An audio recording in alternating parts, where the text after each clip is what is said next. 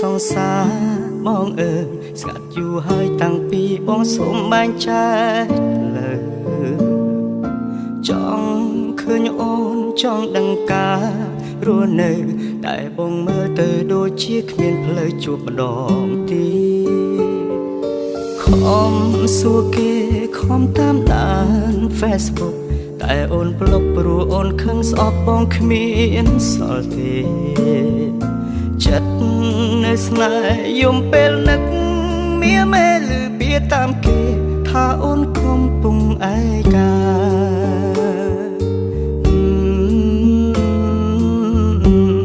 តួយើងបែកគ្នាតែបងនៅតែចង់ដឹងពីសុខទុក្ខអូនពេលខ្លាំងភ្លេចខ្លួនលួចខលទៅស្ងួនតែគ្មានអ្នកឆ្លើយស្រវឹងម្ដងយំម្នាក់ឯងបងនឹកអូនណាស់ត្រានត្រៃយ៉ាងណាហើយសង្សារចាស់ឯងបងនឹកណាតួយើងបែកគ្នាតែបងនៅតែចង់ដឹងពីសុខទុក្ខអូនបានលឺទេស្ងួនឬមួយក៏បងគ្មានឱកាសទោះមិនត្រូវគ្នាចង់ជួបមុខចង់ប្រាប់រឿងក្នុងចិត្តខ្លាស្ដាយក្រោយណាំងតែបងដឹងច្បាស់គ្មានផ្លូវ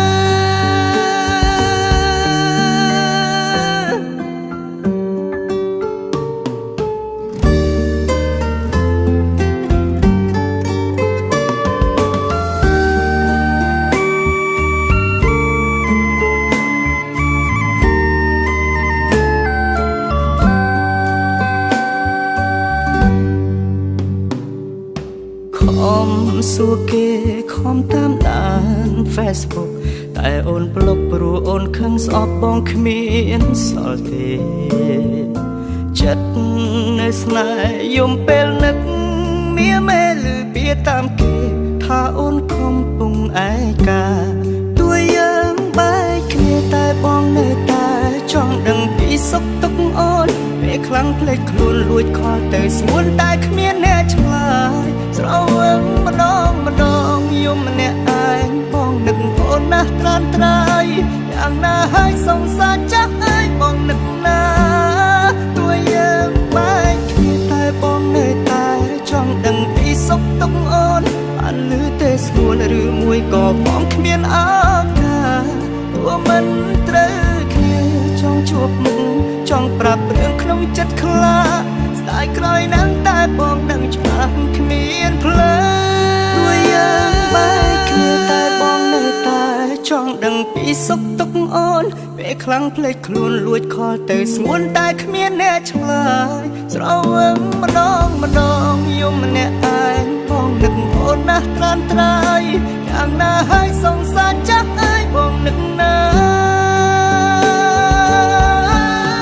តួយើងបែកគ្នាតែបងនៅតែចង់ដឹងពីសុខទុក្ខអូនបានលឺទេស្ងួនឬមួយក៏បងគ្មានឱ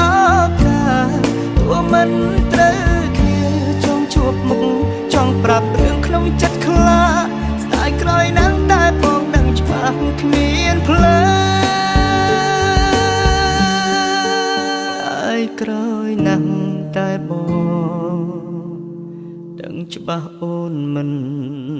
វិល